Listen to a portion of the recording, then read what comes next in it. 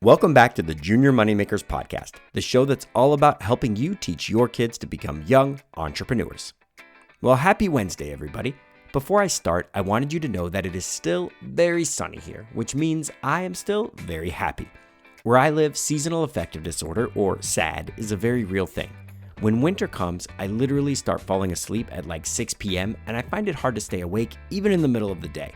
Sometimes I feel like maybe I was designed to just hibernate through the whole thing. Today's episode is going to be a quick one. It's going to be all about teaching entrepreneurship to the youngest members of your family. Teaching entrepreneurship can be hard, especially when you have a more conventional family that's never lived through it. Hopefully this episode will help, and remember, you can always email me at mark@juniormoneymakers.com if you have any questions. Really quick though, before we jump in, let's hear a word from our sponsor. Okay, if you're not already in the middle of planning next year's homeschool, you may already be a bit behind. Don't worry though, I've got you taken care of. At the end of the episode, I'm going to tell you how to save up to 500 hours so that you can spend more time with your family and less worrying about their academics.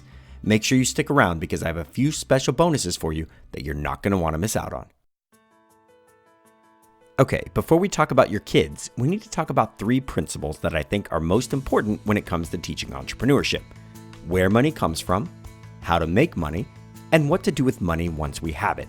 It's been a while since I expressed these on the show, so today's episode is going to be some age-appropriate ideas on how to get your kids' brains moving in the right direction.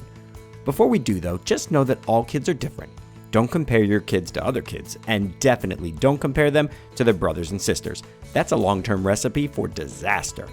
No 2 kids develop at the same rate, and not all kids have the same interest. That being said, we know that teaching entrepreneurship has a huge impact on whether or not kids become entrepreneurs, so don't abandon hope if it hasn't worked out for you yet. Now, we're going to kick this thing off talking about the youngest members of your family. For kids 5 and under, your number one goal should be getting them to understand that everything has an associated cost. That should be followed very, very closely with teaching them to save for that cost. These are lessons very few of us learn as kids, and it's a huge indicator of long-term success and whether or not they're going to go into debt. Let's break this down now using our 3 areas. For kids in this age, teaching them where money comes from is as easy as bringing up the cost when they ask for something or want something new. Anytime our youngest kids ask for something, we always kindly ask them how much money they have. If they want to buy a toy that costs $8, for example, we'll ask them, "This toy costs $8, how much money do you have?" When they were very young, they might say, "I have 2 monies," referencing the 2 quarters they have in their jar or their pocket. Depending on the lesson we're trying to teach them, we might accept their 2 quarters and front them the rest, or we might make them save up a day or 2 longer. The key point is that you want them to start understanding that their money gets them things, not mom and dad. Their hard work, their household chores, their sweat equity buys them stuff. Kids at this age accept boundaries we educate them on and enforce, and they pick this up really, really fast. In 14 years, we have never had a kid beg for something at the store or throw a fit over something they wanted. The only fit to be had would be with themselves, as they know without a doubt that they are the source of their own wants. Remember though, we're not unkind, just deliberate with this one. As an aside, this brings extreme gratefulness. When your child has been saving for a month for something and you decide to give it to them, they'll understand that gift better than any other child their age. We often reward their hard work and saving by paying half or comping them something altogether. The power is in the lesson and the journey. Don't forget to teach gratefulness as you go, and this comes through learning to receive blessings. Grandma's $5 in a birthday card means a lot more to a child that works for every penny they receive. Next up, how to make money. With this group, you have to throw them a bone once in a while. Young kids need easy jobs with immediate rewards. Give them household chores they have to do that merit no pay. Helping to set the table, for example, is a family activity.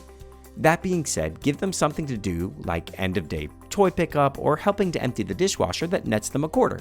We don't believe in paying kids for chores, but we do split chores and jobs.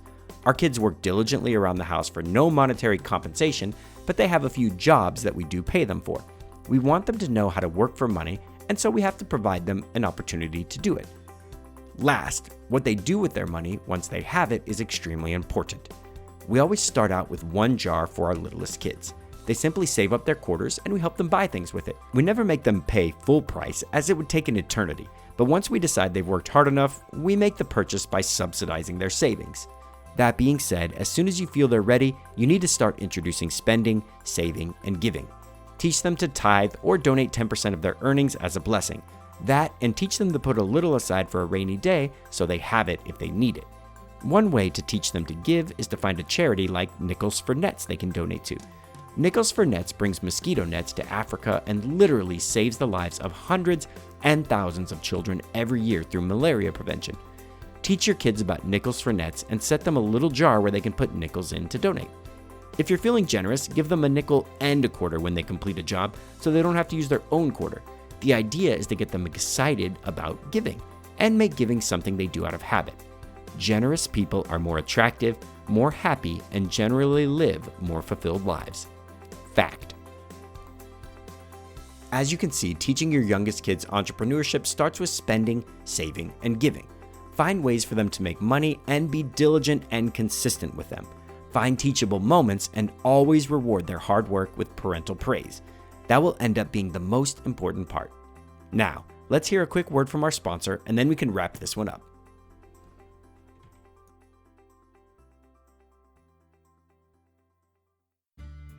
Earlier in the show, I mentioned the Ron Paul curriculum and how it can help take the stress out of your homeschool next year. The Ron Paul program is a complete curriculum that is 98% self-taught after 3rd grade. The program is video-based and it has an extensive 9,500 file video library, and there are no textbooks to buy, ever. In the Ron Paul program, students learn survival skills, how to garden, blog, build robots, produce YouTube channels, and on top of that, they even throw in reading, writing, and arithmetic.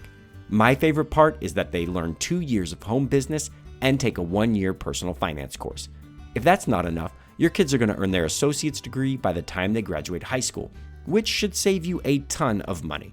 Anyone that uses my link at juniormoneymakers.com/homeschool will get access to my members-only Facebook group and a free 30-minute strategy call with me where we plan out your family's next business idea.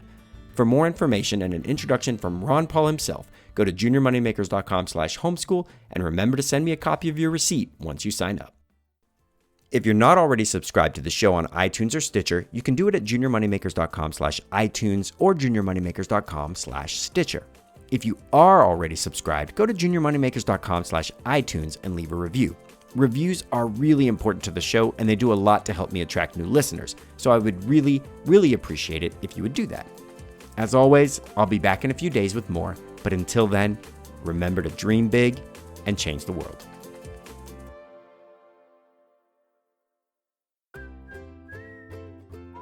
What did the Dalmatians say after lunch? Oh man, that hit the spot. Get it? Spot? See you Friday.